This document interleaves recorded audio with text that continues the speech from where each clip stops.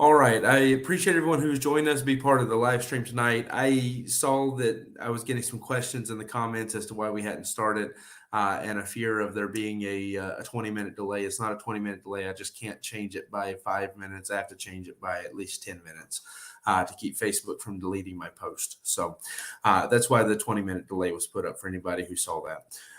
Anyways, I appreciate you joining us. We have something a little bit special today. There is a missionary in Romania, Brother Pete Heisey, that has a great testimony as one of the men involved with translating the Bible that they use there, the Fidela. It's the one that all the Romanians in our church use. It's the one that my wife translates from and so forth. But Brother Heisey, I've always heard such great praise upon him. Everyone I know that knows him speaks highly of him. And around 3 years ago, not so long, about a year after we opened the church, Brother Heisey had I think, fairly massive heart attack. He can correct me on any details when he comes. But he had a heart attack and had cardiac arrest and was in the hospital there for a while. And I know there was a lot of fears about what he would be able to do when he come out of that. And so our church really got invested in being part of the prayer team behind that, praying for him. So it was a lot of you that are watching right now and weren't necessarily, I know Stefania would have been here at that time, but a lot of the others that are here right now live probably weren't here at that point. So a lot of you don't necessarily know the story I'm talking about, but for at least me and Stefania, and I know several who will come in and watch later. I'm sure Lori will watch as soon as she realizes that we're live. But for all of them, it was a major period in our church where it was every service we tried to make sure we pray for Brother Heisey and for his recovery. And so I kind of just let it slip by. I knew he was doing better. I knew that there was a lot of improvement. But I never really thought about doing much to follow up beyond that until this week when Brother Morgan was with us. He came over to have breakfast one day. And while Brother Morgan was there having breakfast with us, Lori was asking about Brother Heisey. And as they were talking about the situation and his recovery, I just thought that it'd be a great opportunity to let him come and speak to you and let him give a word of testimony, whatever the Lord lays on his heart. I have told him that this whole service is his if he wants it, or if he wants to give a testimony, that's fine. However the Lord leads him. So with that in mind, I'm going to go ahead and take myself out and bring him on. But I'm glad to have Brother Pete Heisey and his wife, Julie, with us as they'll come and just speak to you a little bit. Well, we appreciate the offer and the invitation to come. I think what I'll do is give my testimony and we can go from there. I grew up in a Christian home and I heard the gospel, not always very clearly, but I really never did anything personal about it until my 18th birthday. I was in college at the time, even though it was the summer. I started college early. And when I turned 18 on my 18th birthday, I went to see a guy that I knew was not very far from my home area. And I asked him what should I do? And he told me a little bit, but he said, more important than that, this is what you really need.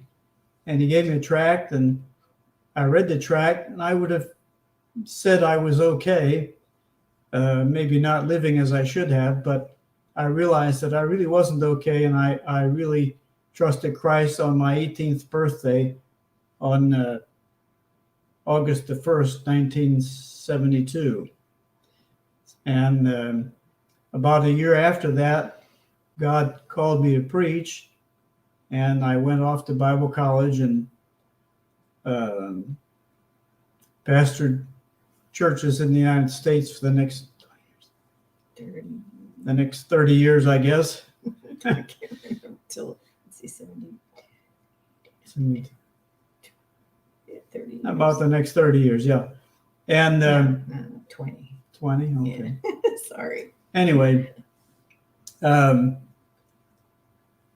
really don't know why we were burdened about the gypsies, although I have some friends who are gypsies and who are in gypsy ministry in the States. And course, he was pushing me to be a missionary to the gypsies. And We visited Romania. for me as a pastor, I said, well, you just tell that to everybody. So nothing new for me. And we had made several trips to Romania by that time. And I knew that there was a real need among the gypsies. And I guess pondering that for a little while, the Lord spoke to my heart about going and doing something about that. And so, when did we come? In 99. In 1999, we came to Romania.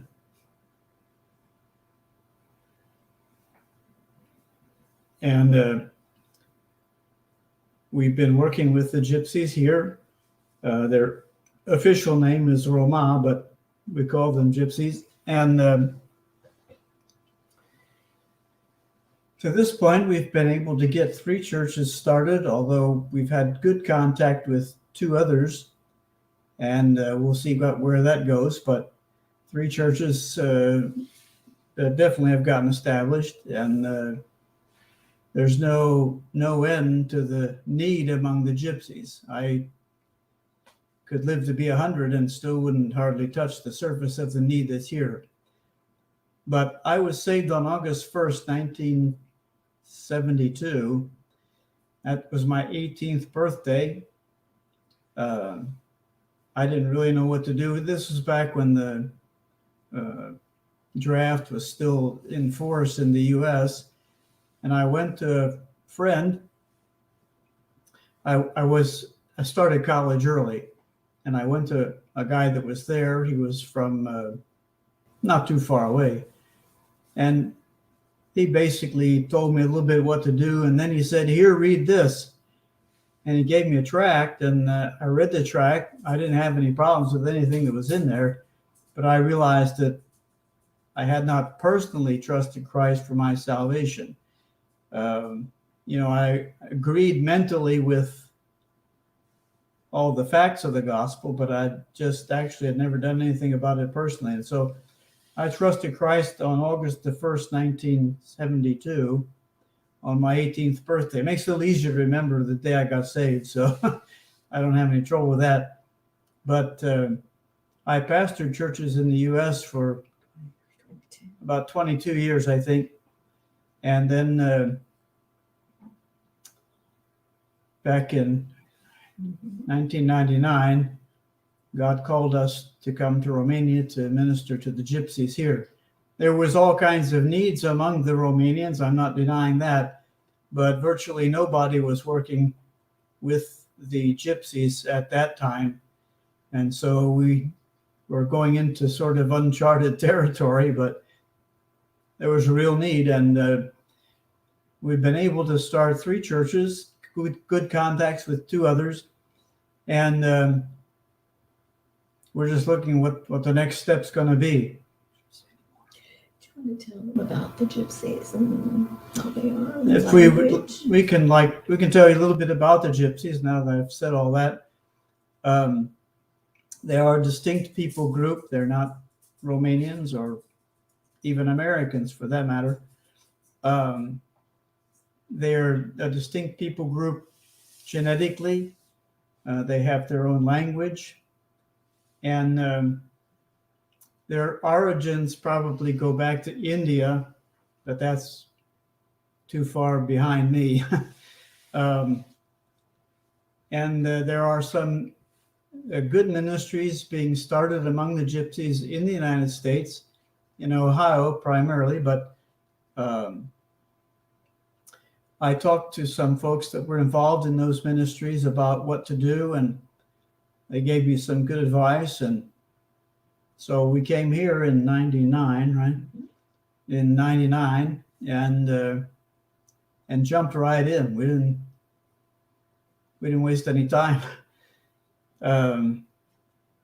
We met a family, Ion and Mariana, and they were our first contacts among the gypsy people. And I asked if they would be willing to have a Bible study in their home, and That was no problem. They were glad to do it. We actually met outside in their front yard most of the time when the weather was nice, and that's how we got started. People got saved and started to come regularly, and that was our first attempt at reaching the gypsies. We've been able to start two other churches, one in a town south of Timișoara and the other in town maybe 45 minutes east of us, and they seem to be doing well.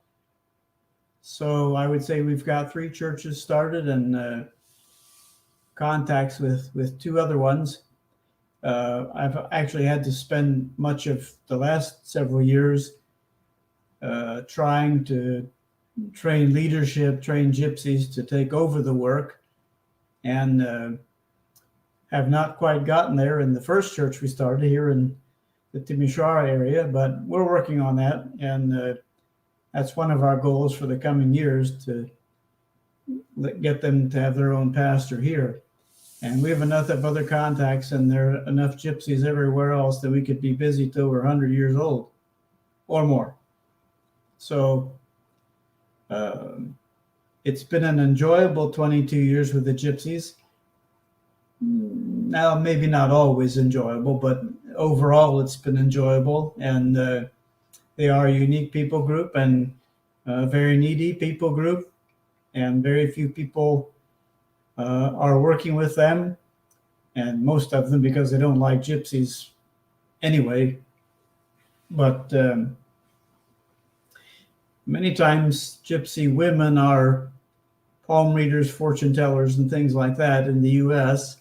Their husbands usually do something with used cars, Carnivals. and carnivals at local county fairs and things like that. So there's a great need among the gypsies, even in the United States. We just have a lot of them here and opportunities to deal with them.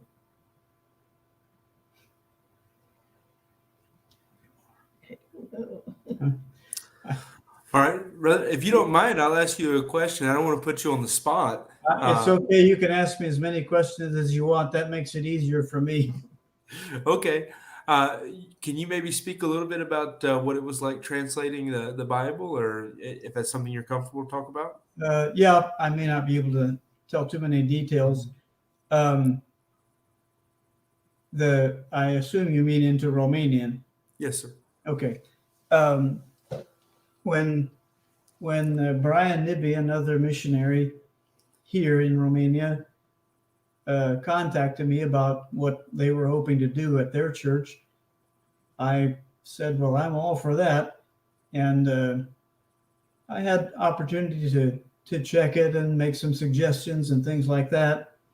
And in my opinion, it really fulfilled a need that was here.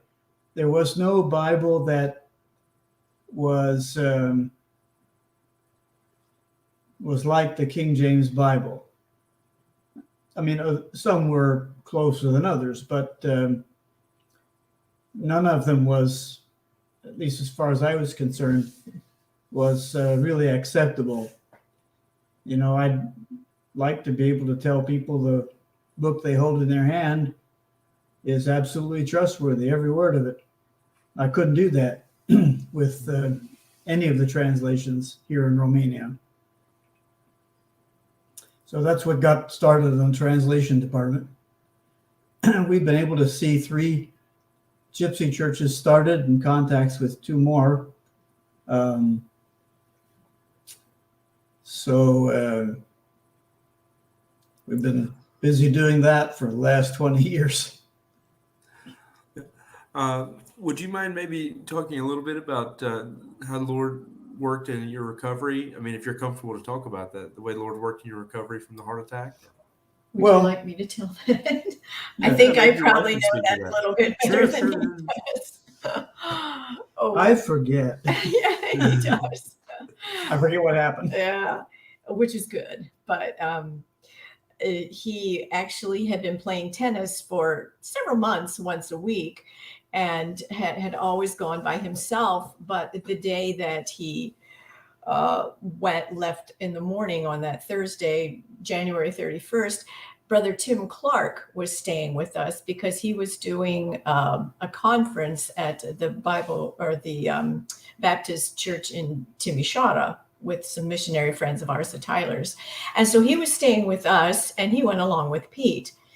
And Pete was playing tennis and he didn't feel well. And he stopped early. He said to Tim, I don't feel so good. And so they sat and talked a little while, and then they got up to leave, and Pete just fell over. And so I got a call from Brother Tyler because Brother Clark didn't have my phone number. So he told me to call Brother Clark, and I did. And Brother Clark said, you better come quick. It doesn't look good. And I mean, your husband leaves in the morning to go play tennis, and at 11 o'clock I get this call, you better hurry. It doesn't look good. So we got there, and he was all gray and had tubes coming out, and his heart had stopped. They had defibrillated him twice. Well, the guy that came along. Oh yeah, Tim. He was a soldier, and right.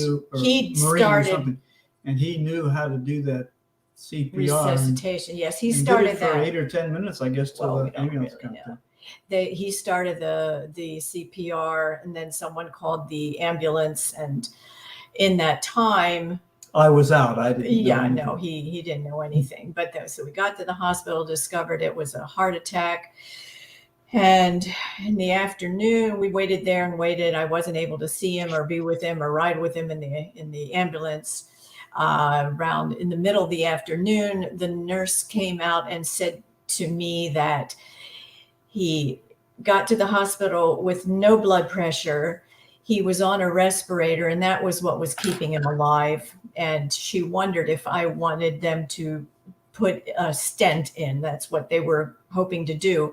She said it would keeps the blood veins open. Right. It would open the blockage that was there. And she said he could die, on the operating table, but he definitely would die without it. And so I told her, of course, to go ahead. And so they did the stent. He stayed in the heart hospital. He was out. He was in a coma for 5 days. And in that time, I had a nice rest. A young doctor was my lifeline because they're not particularly communicative there. So anyway, he would tell me each day how Pete was doing.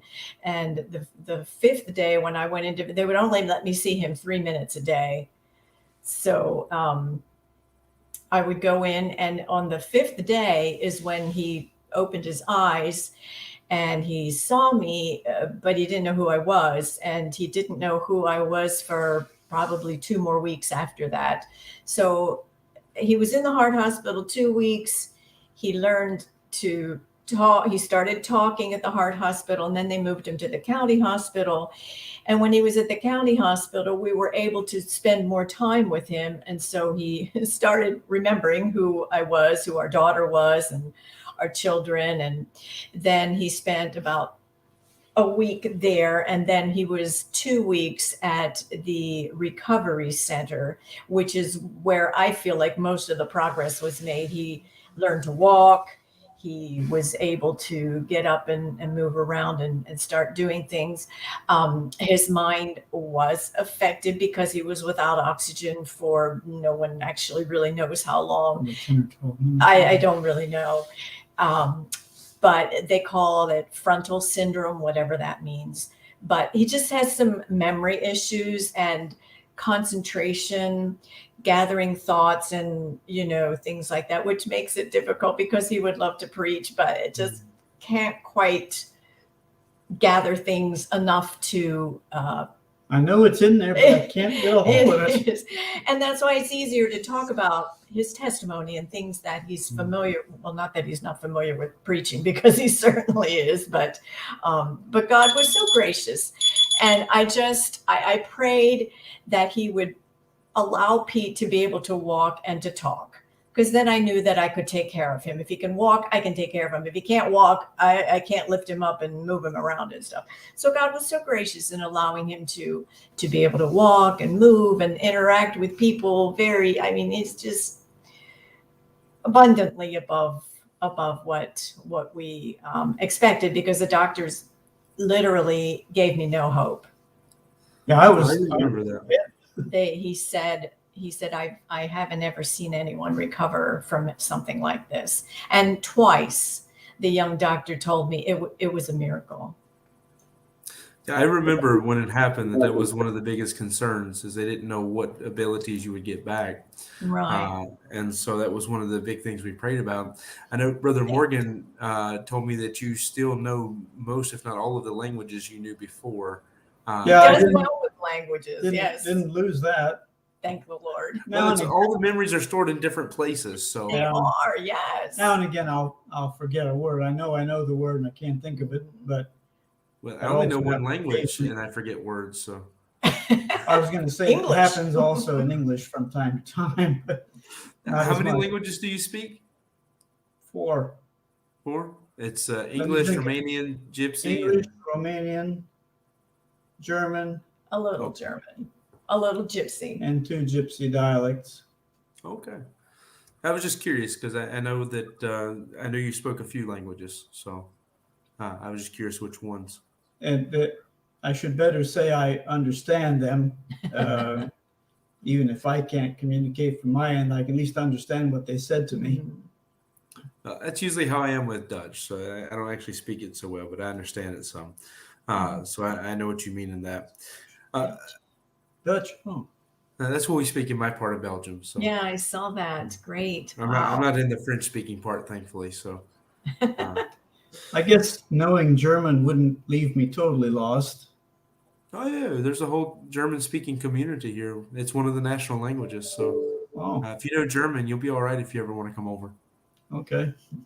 But in fact, if you know English and German, you're really ahead of the game because Dutch is right in the middle of the two. It's the transition from German to English. So yeah, the area I grew up in the States, in Pennsylvania, had a large population of Amish and Mennonites, and their version of, it's basically German, is like Dutch. It's I don't take offense at this, but I call it slopped over German. Well, you have that with the Mennonites and the Amish. Some of them actually do speak Dutch, some do speak German, but either way, it's still going to be a very butchered version of it that they've changed. It's more German. Yeah, it's called Pennsylvania Dutch, but it's German. Mm-hmm. Well, I can explain why, but I won't waste everybody's time from explaining why they call it Pennsylvania Dutch and so forth. Right. I had noticed when I asked you about the translating the Bible, you asked if I meant the Romanian one. Did you help in translating another Bible, or? Well, we're working on one into the Gypsy language. Okay. It's going a little slow, but you have your son there with you now too, right? Right. Yes. Right. And is he involved with that, or what's that? Is he involved in that part of the ministry, or just primarily with the Gypsy? We're not really working on that anymore. No, not much. But he's good at Gypsy or Romanian. Mm-hmm. Yeah, I never got to meet him. We crossed over one time where he was at a church like a week before, a week after I was, but we never met when we were on deputation. Yeah, they're really doing a good job. I don't have any problem letting him do whatever I can't do anymore or something like that. And as far as the languages are concerned, he's really good at Romanian. He basically grew up with it. I don't know how old he was when we 13. came. He was 13 when we came. And so he knows Romanian really well. Okay. And he knows the Gypsy language too. And they can't keep secrets with him.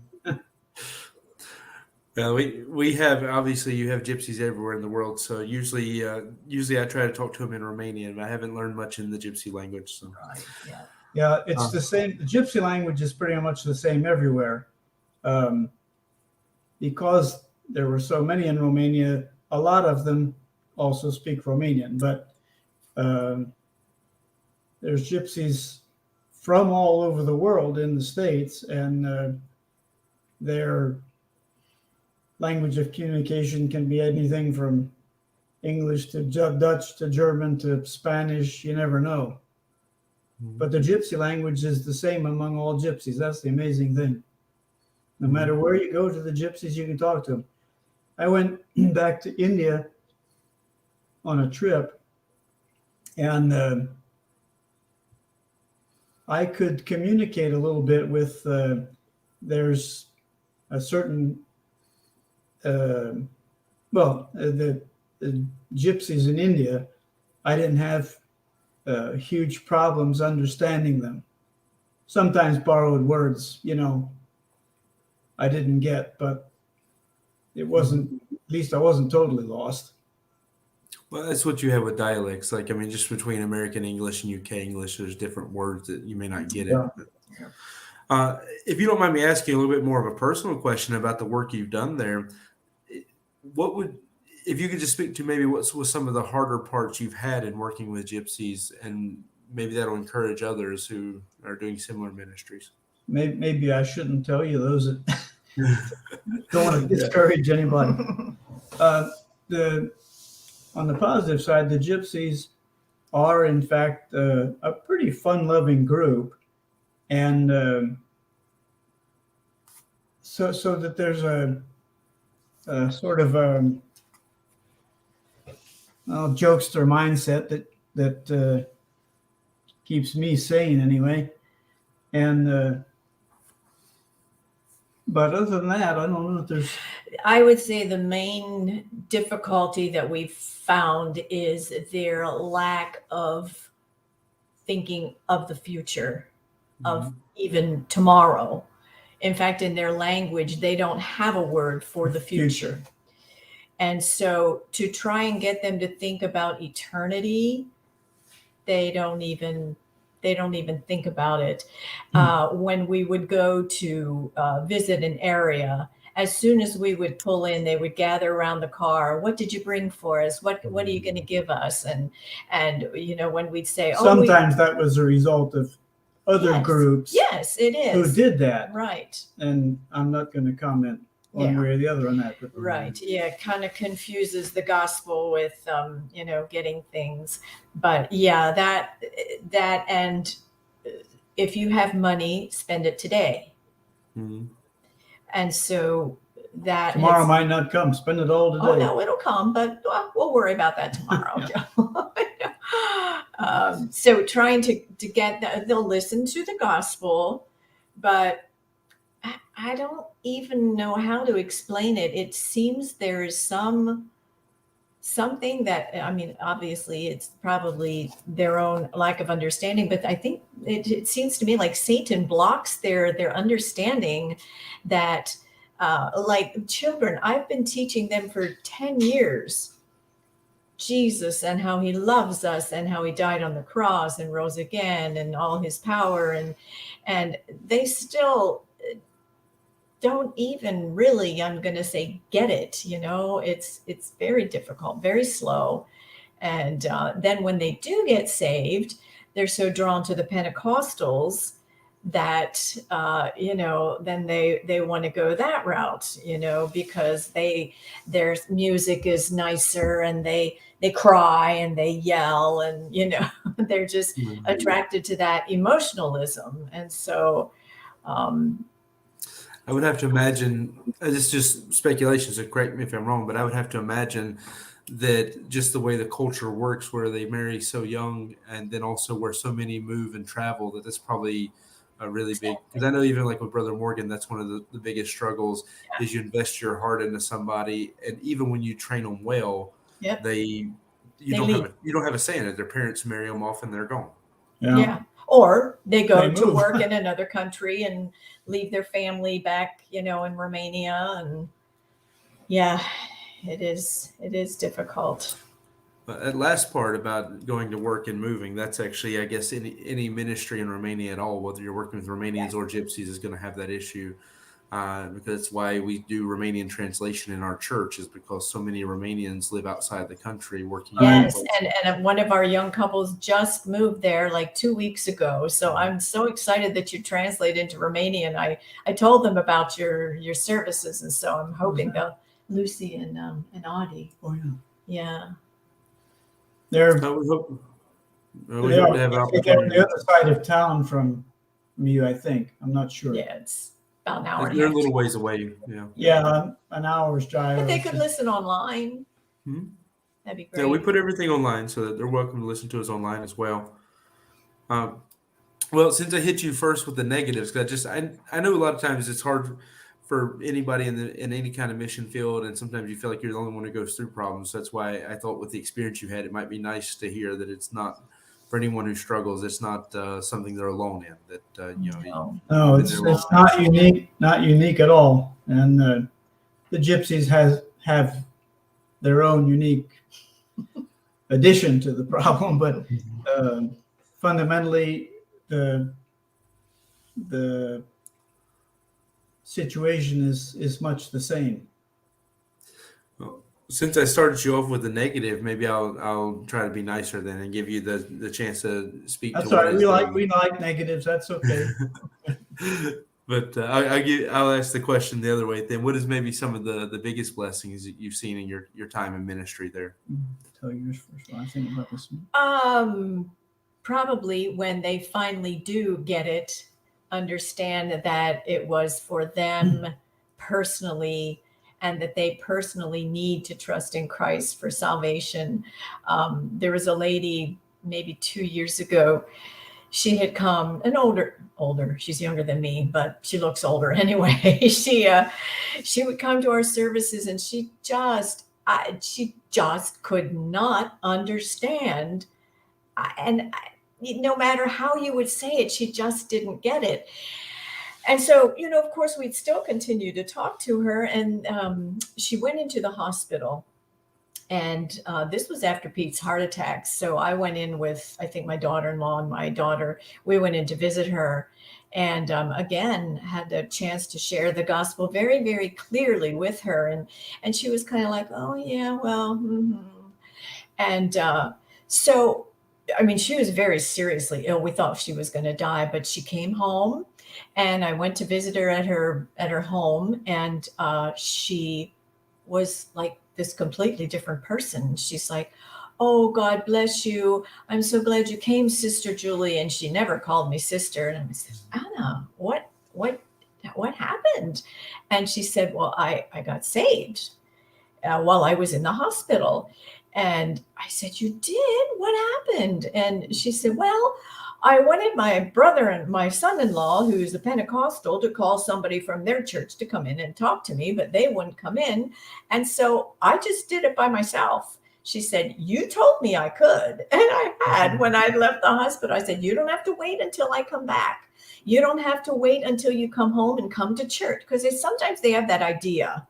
Oh, I got to go to church and I got to pray. And I said, you can do it wherever you want to, wherever the Lord speaks to your heart and you understand your need of a savior, you trust in him. And she said, and so I did.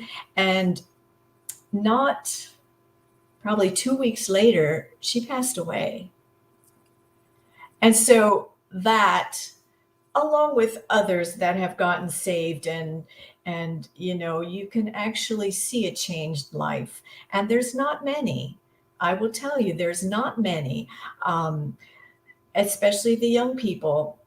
They will get saved, and like you said, then their parents or they decide that at 14, wow, I'm an old maid. I got to go live with somebody, and every single young person that has been in our ministry, probably, I don't know, 20, 30, 40 of them, not one. Yes, Florine and Claudia, one has waited until they were married. Legally married. Well, even if they would just have a gypsy ceremony, we consider that married. Even if they don't go to the mayor's office and get the papers and stuff, if they do what's considered marriage as a gypsy culture, then we consider them married as well. But yeah, so it's, if you're looking for results, if you're looking for big success stories, and you We don't have it. I'm glad God only requires us to be faithful, because we can do that. Well, I'll share this. Maybe it'd be a chance to encourage one another that coming in Belgium, Belgium, when I first come here, I didn't really know that much about the country. So I sat down with a man who'd been involved with missions for a long time. And actually, one of the only Baptist churches here was planted by a missionary out of his church. And I didn't know that. I just happened to go to this person. But I was speaking with him, and he informed me that Belgium is a missionary killer, that missionaries just don't stay in Belgium.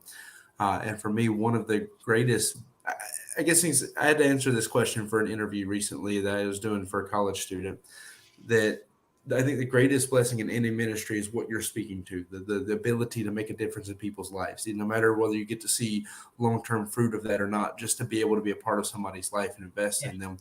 Yeah. But the benefit to working somewhere like Belgium or with someone like Gypsies, that in general people don't, people turn a blind eye and don't go there.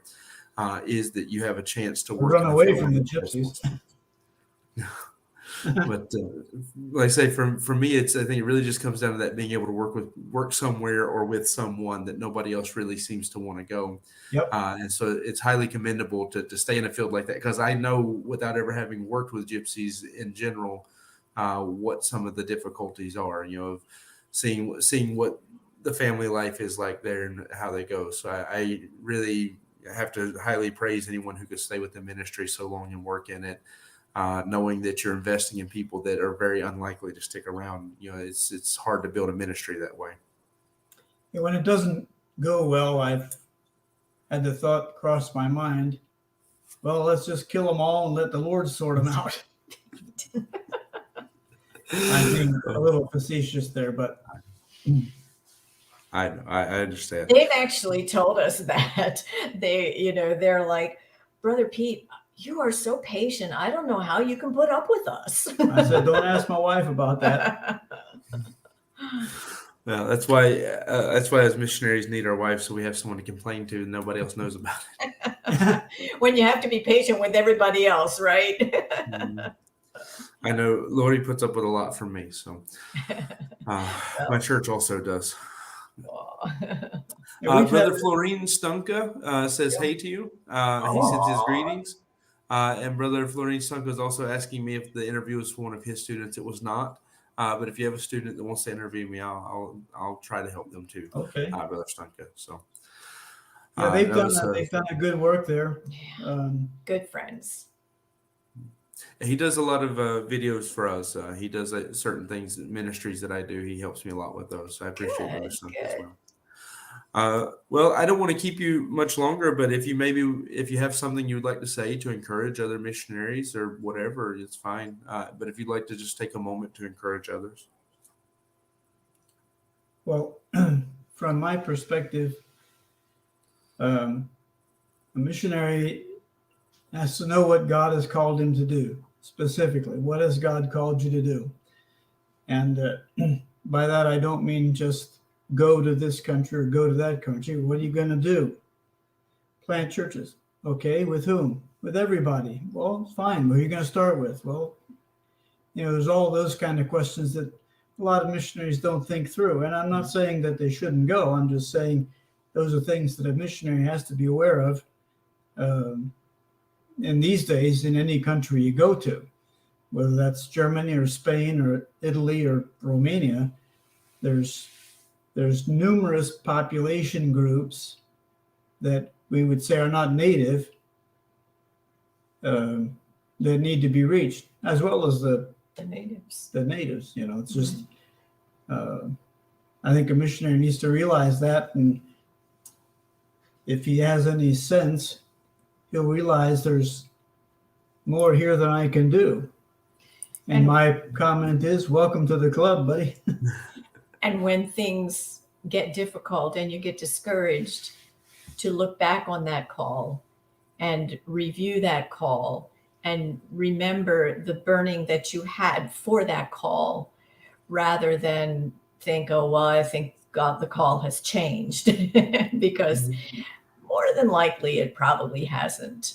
But I think too, sometimes, especially in a country where it's a different language, if you don't learn the language well enough to be able to converse and make relationships, you're going to get discouraged. Yeah, that's been one thing that I think has helped us. The fact that, and this didn't happen overnight, of course, but we were committed to learning the language well enough to argue, well enough to understand everything, and some technical terms we missed, but just so that you basically were getting the details, not just the main idea.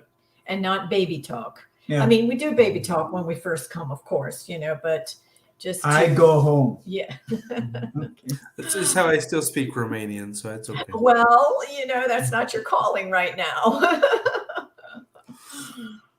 Yeah, but to me, the better that a person learns the language where they go, The deeper the relationship the is better gonna they'll be able to deal with the situation.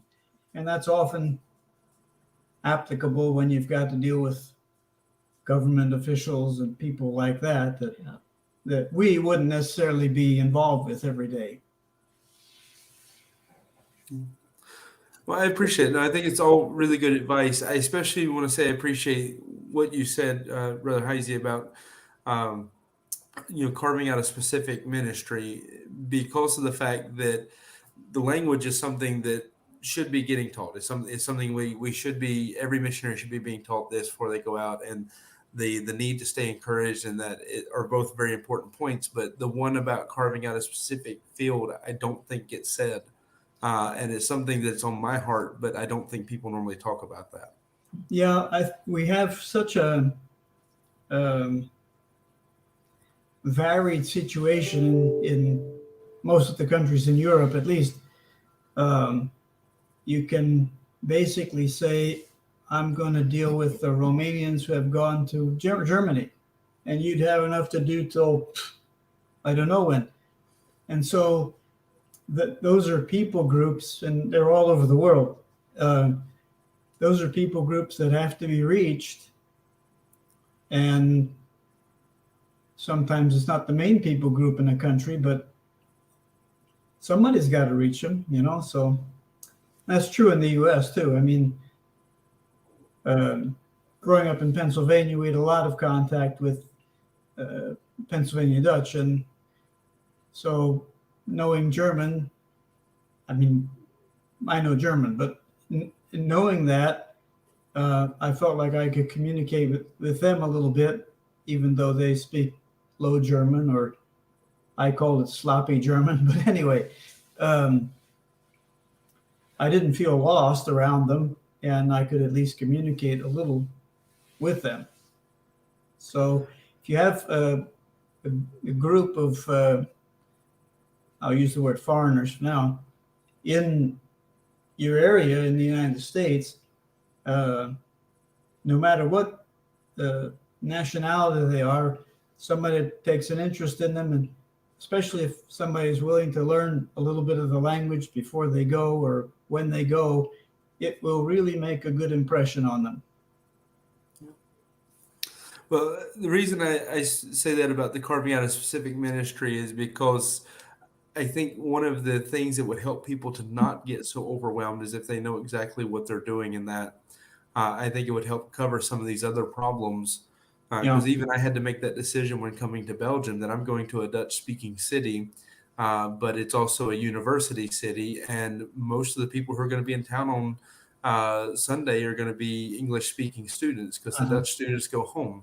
I also had to make a decision that most Dutch speakers, and I'm just giving this example for anyone who's watching, most Dutch speakers speak English. I mean, I've met very few people who speak Dutch that don't speak English, with the primary ones being Muslims who have come here and learned the Dutch language but haven't learned English. So just for example, for anyone who wants to know what exactly we're talking about, for me, I'm coming to a city of, somewhere close to 300,000 people around in the city, and I have to choose where am I going to plant my place and start working. It's like anything when you're trying to clean out something. You want to go clean out a mess. You have to pick a room and start. You have Yeah. to, when you're moving furniture, pick a room and start. And for me, it was, well, at the time I spoke English pretty good. I mean, I've been speaking it for all my life at that point. So I chose to start in English, but then the choice to translate in Romanian was because God had given us Romanians before we ever opened the doors. We already had a number of Romanians for the church officially open. So God sent us that way. And I think that's the answer to both of them. One is looking at it logically. The other is just seeing what God gave you, which is what you're talking about with abilities, with knowing German and being able to reach the local Amish and so forth. So I would use that as just an encouragement to anyone. It's not even limited to missionaries, what we're talking about in that. That if you think you're going to change the entire world in your lifetime for the gospel, then I commend you for your faith, but I would recommend picking a spot to start cleaning and just work from that corner. It's always easier if you can pick you a corner and work outward. And so for people, start with your family maybe or your neighbors. Pick some people local to you and start working there. Don't feel like you have to change the entire city in a day.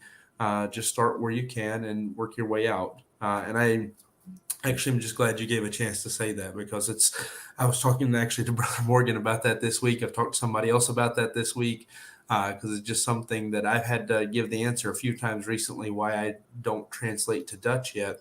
And the answer is just primarily that the people who can speak it don't need it. But if I move beyond this city, now that's limited to this city. If I move to another city, then we have to do Dutch, because Ghent is a special city. But anyways, I don't want to keep you any longer. I appreciate that. I know you didn't know what you were getting into. I apologize if I got you off guard by turning this into an interview. But I appreciated hearing from you. I appreciate the testimony, as far as like letting us know your salvation, where you come from, but also to talk a little bit about the ministry, what you've done there, and then also how God's helped you. And again, for anyone who's listening that doesn't know why this is such a big deal. I mean, when Brother Heisey first had his heart attack, it was, as you testified, sister, it was not sure what he would be able to do again. It was any of it. Not everything you've seen him do in this video. We did not know if he'd be able to do any of that again, much less do it in multiple languages. So, but I am so excited to have you here to just be able to share a little bit of that with us, to share a little bit of your testimony. I know it was a blessing to me. I'm sure it was a blessing to everyone watching. In fact, let me go ahead and put up my little banner there I made, so that they can leave you a comment, and you can see those later. But I do so much appreciate you two taking the time out for this. My pleasure. And also, I know that it was a little bit of a step outside of the comfort zone to try it, because of just... Great. He loved it. All right. Well, like I said, I really appreciate it. If you want to say anything else before I start closing down, though, you're welcome to, if you had something else you wanted to say. Well, I just want to say that despite all the warnings that we give about fortune tellers and all that sort of stuff, there are people that need the gospel, and somebody's got to give them the gospel.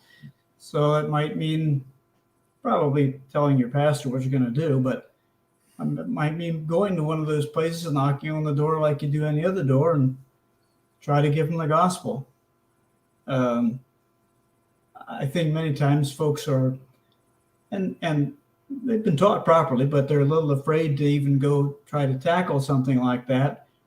But the truth is, nobody else is going to.